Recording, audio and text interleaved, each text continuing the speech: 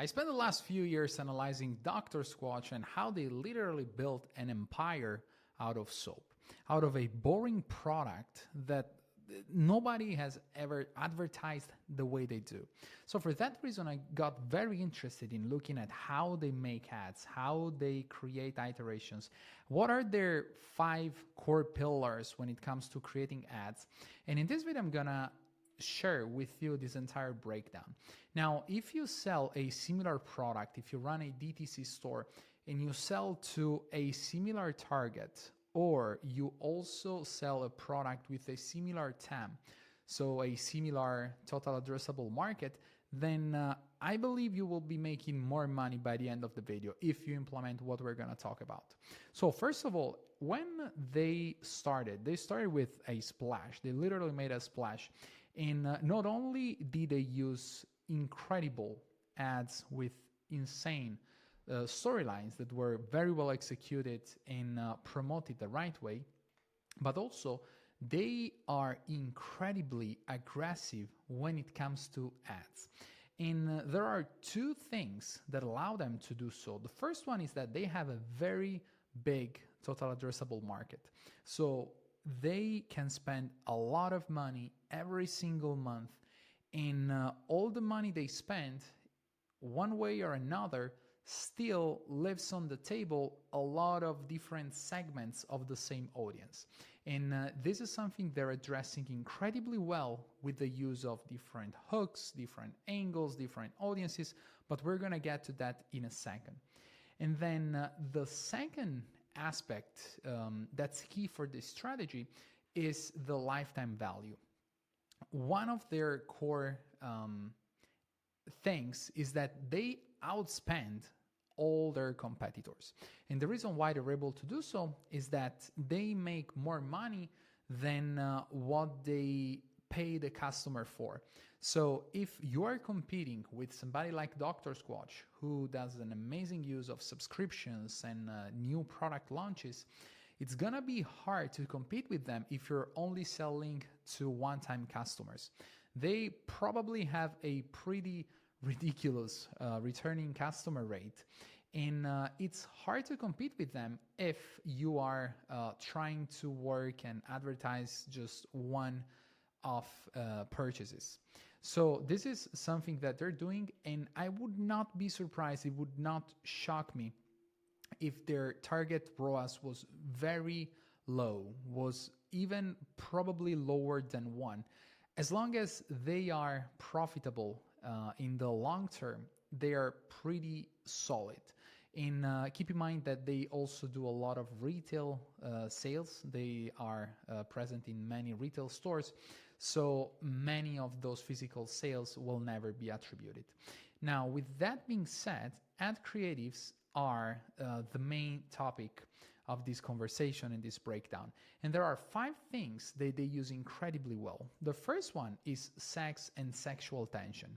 Sexual tension is something that was mentioned in Cash Advertising, which is a great book on copywriting, and I would highly recommend you check it out. We recommend our creative strategists, pretty much all of our team members, to read this book simply because it covers the principles and the fundamentals that you need if you want to be in this industry, as easy as that. And sexual companionship is number 4 of the Life Force 8. The Life Force 8 are basically the desires that human beings are geared towards. In sexual companionship, obviously, is one of those that get people to take action the most. Now, the way they use it is very smart. They have playful ads with sexual tension that get people to stop scrolling, to keep watching and understand what's going on. They also have an amazing use of metaphors and double meanings, and they do a very good job both in terms of copy and in terms of visuals. Now, these are 3 examples, but I also put together a 4-play dashboard. Let me show you some examples. 1, she's obsessed. If you smell like this, oh, I'm definitely coming over. I will hunt you down. No way. 10. As you can see, they are very clear about who they're talking to, what they are offering with their products, and there's a very big segment of the market that's interested in this type of desire. Let's see some more. 3 seductive soap techniques girls wish guys knew. Number 1, he chooses a signature scent for his grooming. Pine tar for masculine tones. Bay rum for... This is very solid. And the storyline, the initial question is very good because it doesn't feel like an ad, but right away it shows you the products, it shows you the scents, and it's done in a very smart way. Let's see some more. Here are 4 style tips to make short kings appear taller. Tip 1, start with your scent. Obviously, fragrances aren't going to give you physical inches, king. And when you hit the right chord, your appearance and presence will grow. Here again, it looks like an organic piece of content, but right away, although it's not that salesy, it still shows you the products. And they do this in a very, very smart way. Yeah, so I think this is why she ghosted me on the second date. I tried every single deodorant brand, but many products right now are using a similar strategy and are appealing to this sexual companionship desire that people have. So it becomes something like you are not selling soap, you're not selling shoes, you're not selling t-shirts, but you're selling sexual attraction. And that's something that everybody will always want. I mean, as long as they're single, I guess, but still, sexual attraction even to your partner is still something that's very important. With that being said, the second type of ad that I've seen more and more in their ad library is what we call hook mashups. In some of their ads seem to be a combination of winning hooks. If you look at the ad, it almost appears like there's a sequence of winning hooks that they use one after the other. And this is something that we do for some of our clients as well, especially those with the biggest volume. And it's very interesting because one of the iterations we tend to do with our clients is maintaining a winning script, but combining scenes that have a very high hook rate when we use them as hooks. And that tends to increase the hold rate overall. This can be a very good takeaway. If you've never done this, I would highly recommend you tell your creative strategist to start doing it. Anyways, I'm sorry. Let me show you some examples. Are y'all kidding me? The meat riding for this brand is actually insane. Social media is crawling with dudes who can't get enough of their natural soap. I couldn't resist peeping Dr. All of these scenes can be hooks individually, especially the visual part. Again, the script might sound a little disconnected, but I believe this is the reason why it does. Let me show you one more.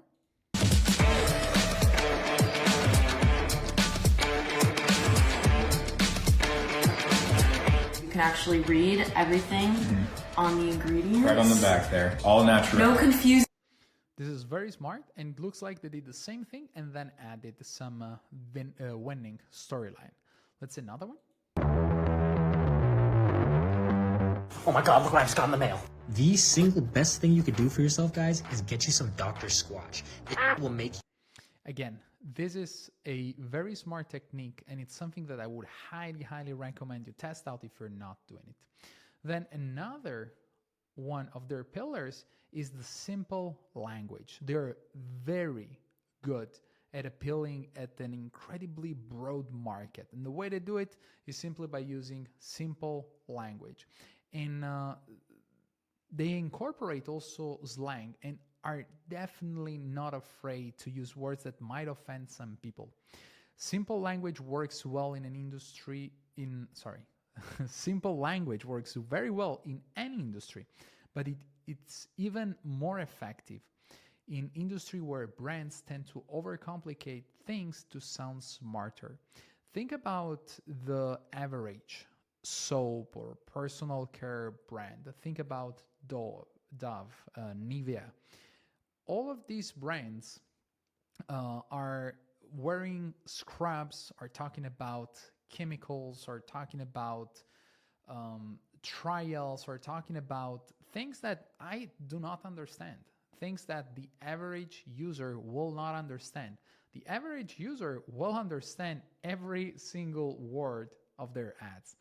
Look at these headlines. I'll never put Body Shop on my balls again.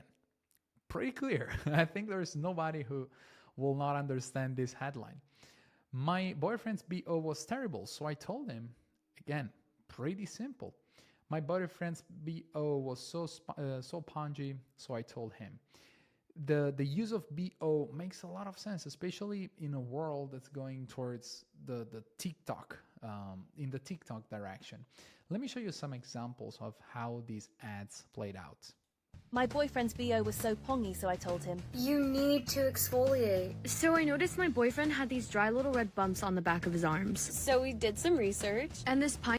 As you can see here, the entire script is very simple.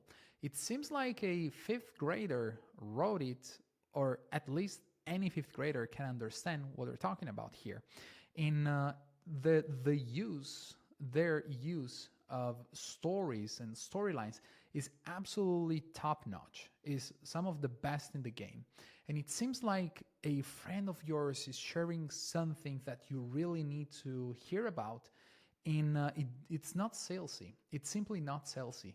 By the time they get to exposing and showing the product, you're hooked in. You want to hear how the story ends, how it finishes. Let me show you one more. My boyfriend's BO was terrible, so I told him. You need to exfoliate. So I noticed my boyfriend had these dry... So this is the same script with a different hook. And let's check out another one. If you're still washing your balls with generic soap and body wash, it's time to hear the truth. That disgusting goo isn't even real soap, but is actually synthetic detergent. It's the same stuff you wash your dishes with. This is absolutely great. The language could not be simpler. If you're not doing this, this is probably one of the lowest hanging fruits you can pick for your brand. Take your best performing script, put them on Claude or GPT, and ask it to turn it into something that a fifth grader would write or would be able to understand. Test that out and see what happens.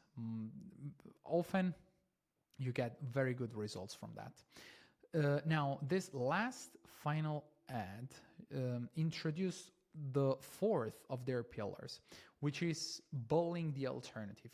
On the GBP method, which is like an ebook that I wrote, you can find it in the description.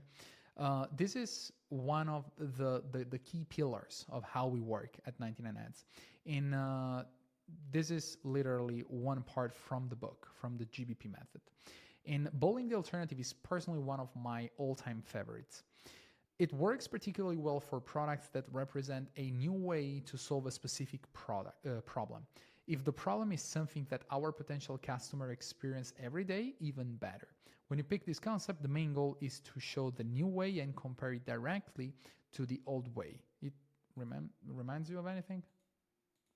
Time to hear the truth. That disgusting goo isn't even real soap, but is actually synthetic detergent. It's the same stuff you wash your dishes with. Sounds like they did a great job at doing that. You want to make it obvious that the new way is levels above what they're currently doing to solve the problem. And feel free to bully the alternative. The more you belittle the old way, the more likely you are to get people interested in the rest of the ad. Make it look and sound unbearable, almost nasty. And what they're doing here is genius, because every day you're gonna take a shower, hopefully. And when you take a shower and when you're using your dish soap, you will feel like this is disgusting. They plant a seed in your mind with these ads, and that seed is something that's gonna create doubts in your mind. And the next time you're in the shower, you're like, how would life be if I had a Dr. Squatch soap bar? Or bar soap. I'm not a native speaker. Come on. But anyways, this is something that they're doing incredibly well. And let me show you some examples, because I showed you one, but there are more here. So this is one of them. Again, here we're basically connecting all the pieces together. This is a hook mashup, simple language, and bullying the alternative. Look at this first.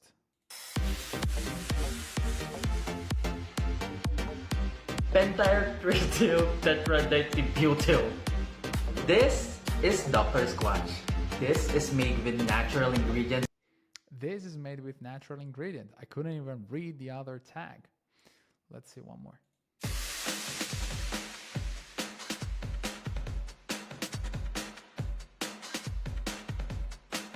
Our skin is the critical part of like how we function. I don't know why I was putting so many chemicals on my skin. Benzalkonium chloride. What is that? All right. This is great. This is a great way to bully your alternative. To finish, we also have the fifth pillar, and these are new launches. Now, it doesn't matter how big your TAM is, your total addressable market. If you're dropping millions on ads every single month, costs are gonna creep up. And they seem to run quite aggressively. And honestly, as I said before, I wouldn't be shocked if their targets were even lower than break even. Why? Because they're selling in retail stores and they're stacking up subscriptions with ILTV. They also have more SKUs, different products that are constantly launching, and these represent new ways to squeeze value out of the same audience. They also do some licensing, which is pretty interesting. Looking at their website, they have quite a few options. Here you have the limited editions of the Avengers, Lord of the Rings, Star Wars, Harry Potter. So it's very interesting how they're using launches to basically increase the TAM in a way, because they're advertising new product to the same audience, and that's very interesting. It's a very interesting use of their popularity and the lists that they built in the years. As you can see here, now they have teeth product, they have natural body wash rather than bars, and also fragrances. So let's see some ads here. Okay, so she hasn't responded to your text in 3 days. She probably just took a last-minute trip to some remote island with no cell service. Obviously, she's gonna call. 69 just got a whole lot better. What? Don't get your underwear in a bunch. We can't buy you a date, but we're giving you the next best thing. 69. And this is the magic. Once you build a product like this one, once you build a list like this one, you already know what's gonna work on your audience. So if you have a different product, but the same audience, you already know what's gonna work. And again, we have the sexual tension, we have the bullying the alternative, we have the simple language. So all of those pieces we broke down in this video. They're putting them together when they launch new products, and that's absolutely incredible if you ask me. This is absolutely great. This is a great way to do advertising, and it's a great way to maximize your revenue. Oh, yeah.